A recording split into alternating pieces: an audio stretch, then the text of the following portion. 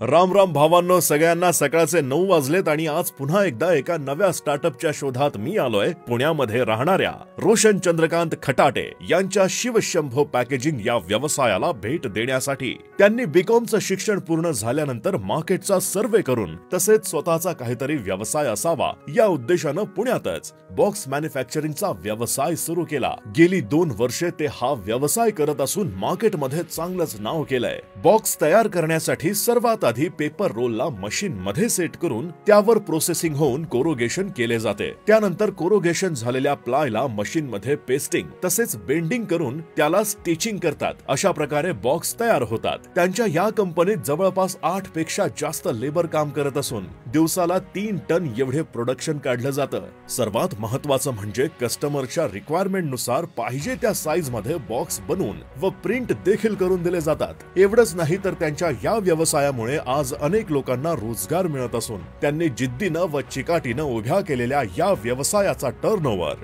2 कोटींपर्यंत पोहोचलाय। तर त्यांचा हा स्टार्टअप तुम्हाला कसा वाटला कमेंट मध्ये नक्की सांगा।